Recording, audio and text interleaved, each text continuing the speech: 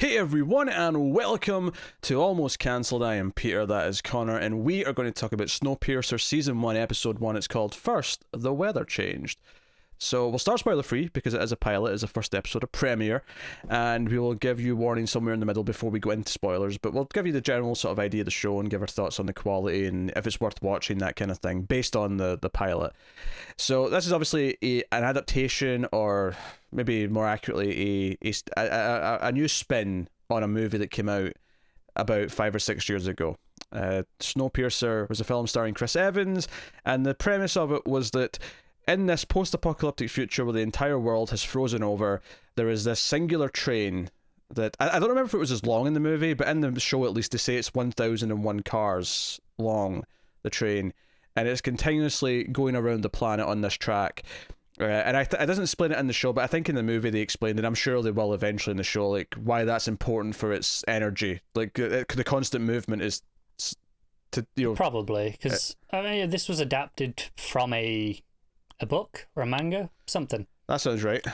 But you know, the movie was. So this is more presumably an adaptation of that as much as it is of the movie. I don't know how much it'll be drawing from that instead. Very possible. I mean, it's been a while since I saw the movie. My general thoughts on the movie were that it was alright and had some fun B-movie action sort of moments, but I didn't necessarily love it, and it got a really strong response. Now, it's worth mentioning that I'm the minority here, because the response at the time, there was lots of people who were really in love with the movie, and I thought it was alright. I thought whenever it tried to make a serious, dramatic point, it felt a bit hokey to me. There's a speech that Chris Evans gets toward the end, which I won't spoil at all, but it was so overly dramatic that I actually found it more funny than I did dramatic. Yeah, I'm somewhere in the middle of you and the general public, where I definitely like it a lot more than you do, but I'm not as in love with it as most people seem to be either. Yeah, I didn't hate it. For I thought it was a fine enough watch. I've never felt compelled to rewatch it, despite the fact that that kind of gimmicky concept in a sci-fi movie tends to be up my alley. This one, it just kind of felt like it...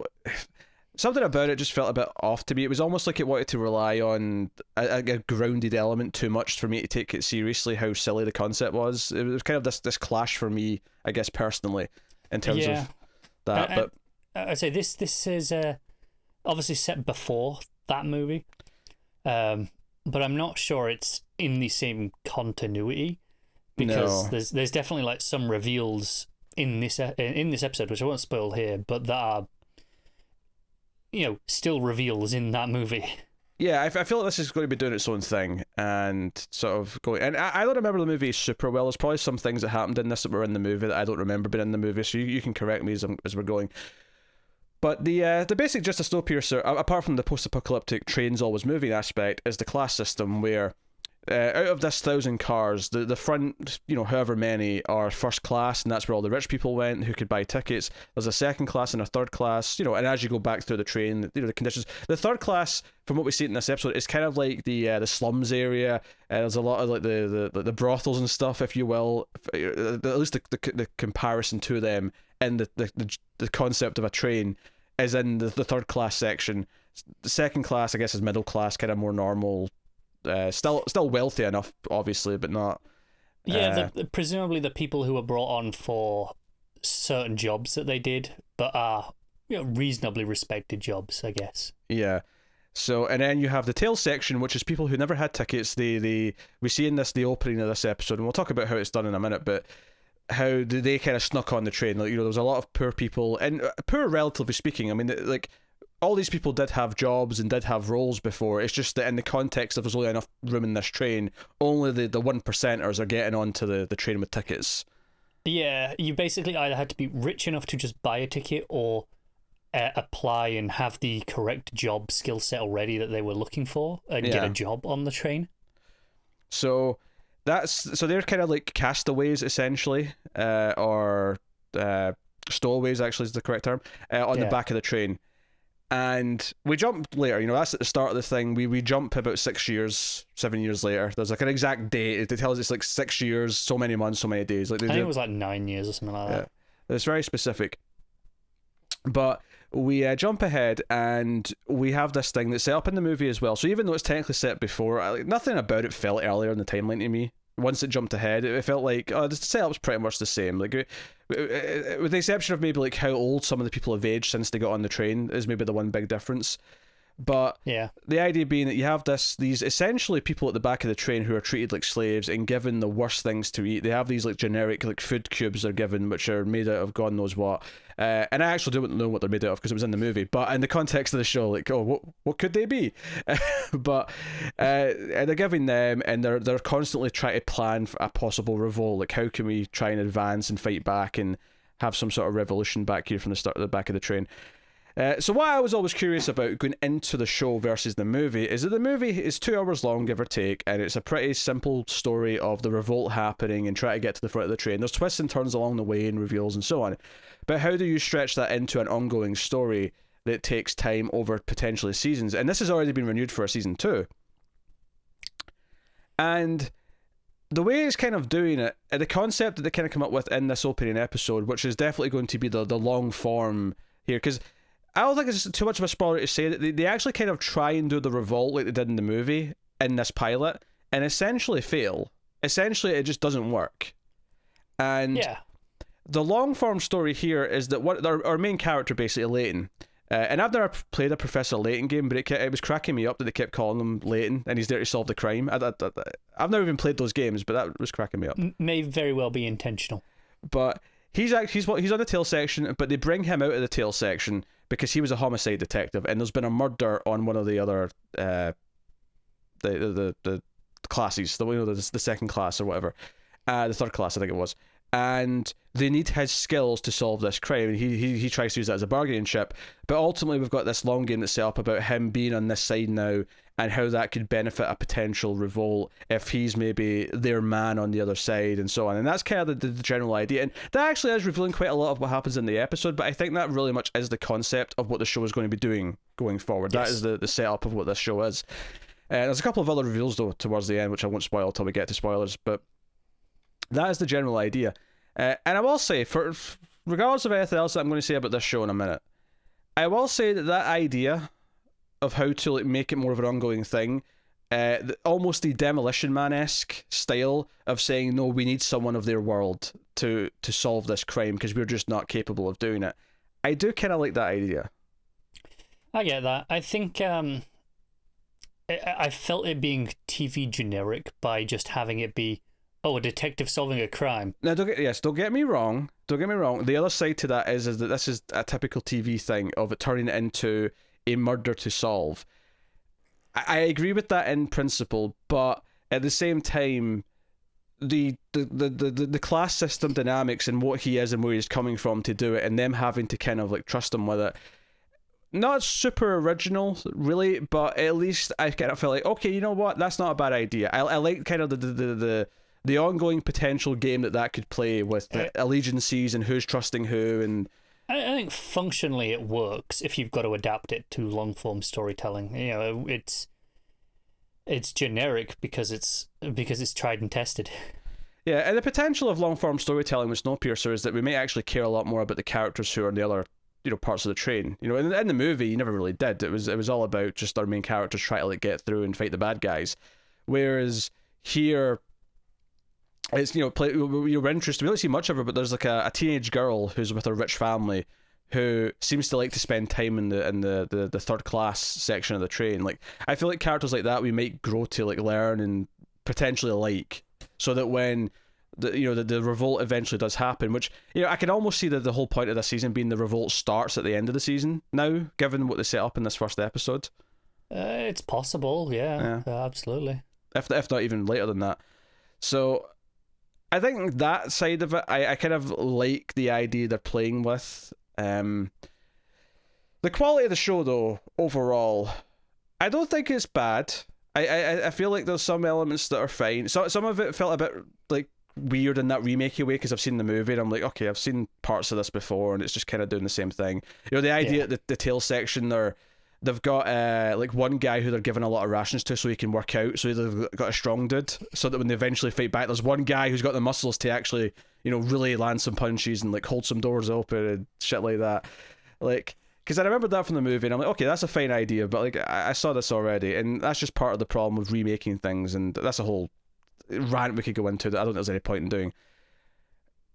The first thing that struck me though about the show's quality was the CG, the effects of the outside world, especially at the start when we see the train departing.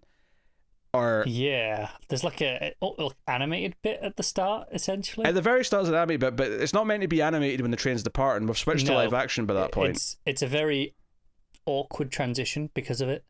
It's a very awkward transition at the start because it doesn't. Because the first time it cut to like a live crowd, because it explains the context of what happened, which is climate change.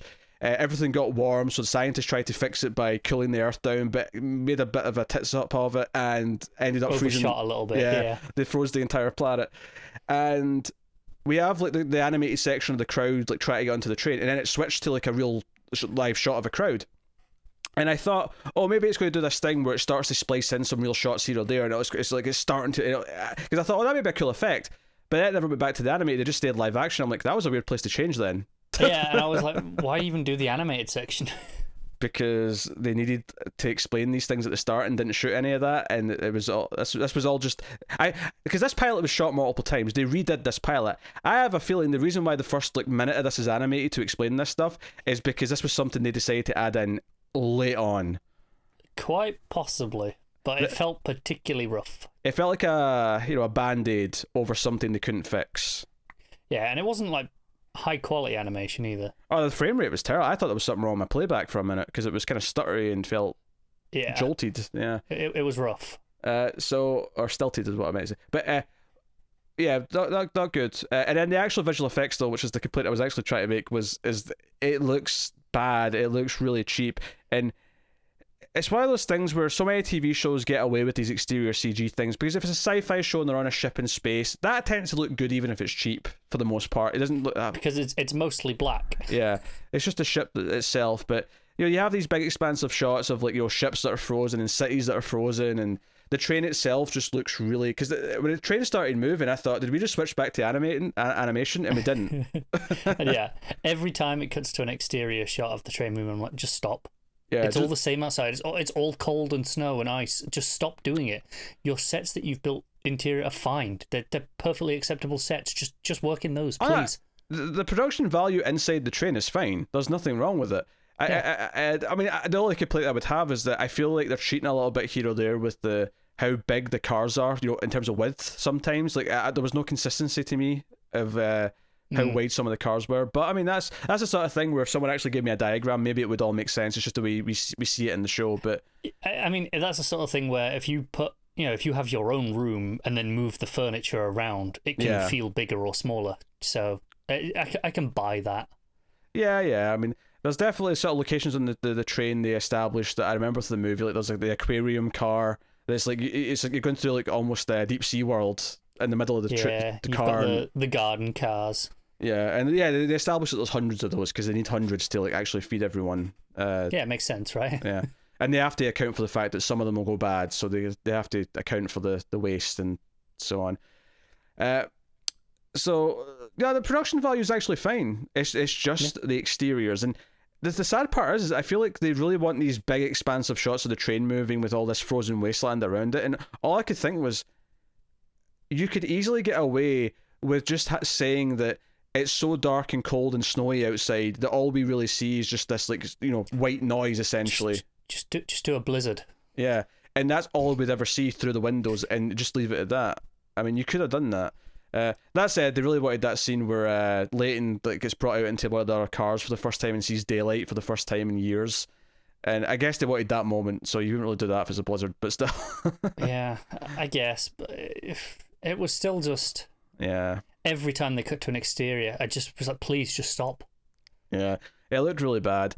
So that's a big hang-up of the show. For me, going into it, the biggest problem I had was that I didn't love the movie. I didn't really want another version of the story. And I'm not excited by the show, but it wasn't like, forgive the phrase, it wasn't a train wreck either. No, it's not terrible. It's just kind of mediocre. It's fine. Yeah, obviously the other big cast member we've got that we've not even mentioned is Jennifer Connelly plays the sort of the head. What was her job role again exactly? I mean, she does the voice. She announces to the train, but she wears many hats, I believe, was what she said. She's wearing a very Serena Joy outfit, I thought, throughout. I can see it, yeah. The colours were very Serena Joy. Even the way the hair was sort of pinned back was very Serena Joy, actually. But yeah. so she's introduced, and she's got like a second in command, and we meet a couple of the security forces who are sort of tasked with keeping the tailies in line and stuff like that. But yeah, they break him out and like, we want you to solve this murder. And I agree that it is kind of this generic TV thing, but I do think that in the context of what it's around it, it's a fine plot to the idea that he's trying to solve this murder, but he's also secretly trying to like set up for some rebellion. Yeah, that's fine. I found that core premise is okay. I thought the writing was a bit clunky. Whenever it tried to do any about the class inequality, it devolved into, you know how you felt with Chris Evans' big speech in the movie. Yeah, I kind of felt that in this here, where it was just like, you're just giving a speech now on class inequality. I get it. I get that's the point of your entire story. Don't use up all your material in one episode.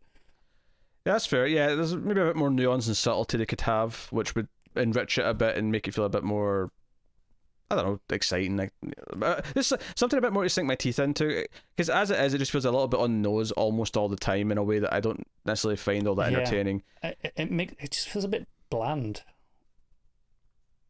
I don't know, like the whole thing, like it doesn't have the personality of why I should care. Yeah. Which sadly kind of feels like, we're making this because it's on a property that has a name value now, right? It has some name value.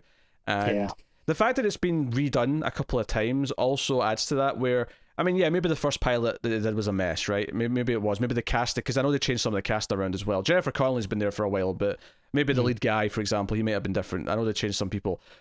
But maybe that first pilot was a mess, but I wonder if this has been through a bit too much of the committee at this point, and that's why it feels a little bit bland. It feels a little bit too safe. Too familiar, too safe, yeah. Yeah, except they had that one really raunchy scene of the like swimming in the aquarium. The woman who's in there, she's like swimming through it. And you ever see anything quite, the actual, naughty parts, as it were, but it's very suggestive. She's constantly like, it's always a side shot of her swimming or, kind of thing. The light's just hitting her the right way.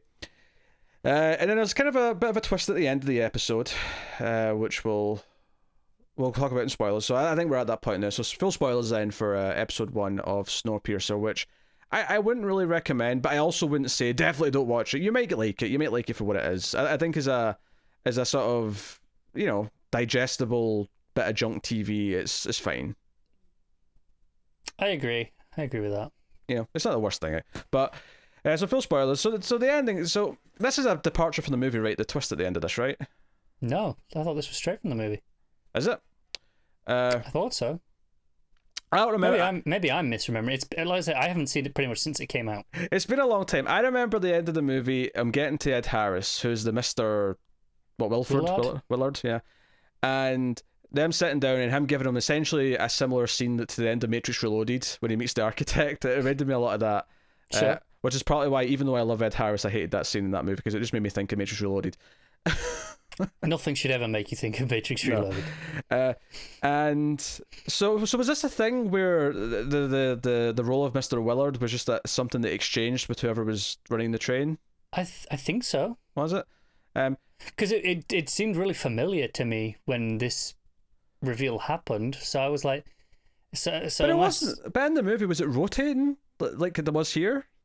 I think it was more they just replaced it every so often. Sure, because this was more like shifts at the end of the episode, Jennifer Connelly comes in, she puts on her hoodie, she gets comfortable, she has some cake or whatever it is, and she relieves the guy driving the train, and she's like, okay, and he's like, okay, you have the train, Mr. Willard. Yeah, now she takes the name, which I guess links back to the I have many hats line. Yes, yeah. But so does he does he take her other role now of like announcing things? Doesn't sound like it because. No, because she's the voice of the train, right? She's so the she must voice, do both. Yeah. I don't know. Like I said, I don't remember the movie well enough. I was under the impression of it maybe not rotated on shifts like this, but there were different people who had been Mr. Willard. But like I say, this could be my brain playing tricks on me with just this not feeling like a surprise. Maybe because it was, as twists go, still fairly generic, and my brain was just went, oh yeah, I've seen this before, essentially, and it must have been in the movie. Or maybe it was actually in the movie. I don't know. It's been years. Yeah, I don't remember at all. That's felt completely like something new to me. But yeah, at the very least, I definitely felt like in the movie that Ed Harris was the main dude, and maybe he get replaced afterwards. But I didn't get the impression from my memory that he was. And it was like shifts where people were swapping around. Yeah, that's fair. I don't recall shifts, but but the idea of it, not just being one person, feels familiar to me. But again, it could be from other things that I've just stitching in because it makes sense. Yeah, because the other thing I do remember from the movie was the idea that some people who were sort of arrested for the revolts from previous attempts and stuff were held in like cryo sleep, like halfway up the train, and they sort of set that up here where a couple of the guys who are kind of against the main dude because they think he's a traitor now because he's been spending the episode with the rich people. They kind of agree to turn themselves in at the end because he knocks out because they've got like one hostage, the one woman who works for the train company. He knocks her out and he says, "Look, here's the plan. If I help them with this murder, I can like gain so much intel. I can establish things on the other side. So what I want you guys to do is to turn yourself into the cryo sleep because I've seen where they keep the bodies. I've seen where people are to be waked back up."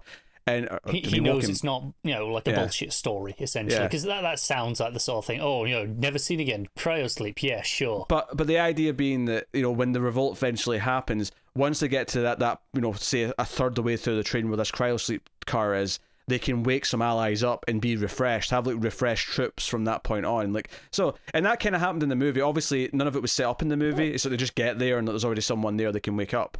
But the idea that the TV show sets that up here at the start is a good idea. It's potential for later. It is, yeah. So I'm okay with that. Other than that, some of the guards get mad at him because he's sort of back talking at one point, and one of the guards is an ex-football player who decides to kick the shit out of him.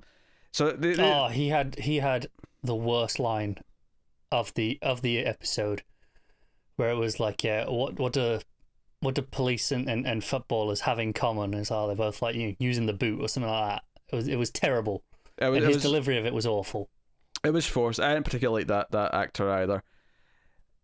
It's I mean, obviously Jennifer Connelly's a big star. That there's no denying that. They did have Hector Salamanca though for the first episode. Yeah. Obviously he's gone by the end because he commits suicide because he's in the tail section. He's already lost an arm. I actually laughed a little bit when they revealed that he lost an arm because I thought, he's either in a wheelchair or he's lost an arm. Like everything I see this guy in, he's always got something that's happened to him tragically in his past. Oh dear. It's the way it works. Yeah.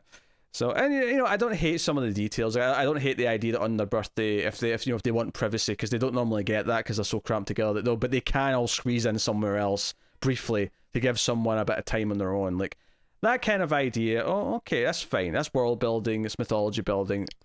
Yeah, there was plenty of violence in this as well. I enjoyed some arms getting cut off and stuff. Yeah, as well. I felt like it was a bit of a tonal mismatch at points where sometimes it felt fine, and other points I felt like, we're going overboard now just because we can, like because we're allowed to, and I kind of felt that seeping through. Yeah, it's like it doesn't know if it wants to be a serious satire about class systems or if it wants to be a schlocky action movie with some fun gore.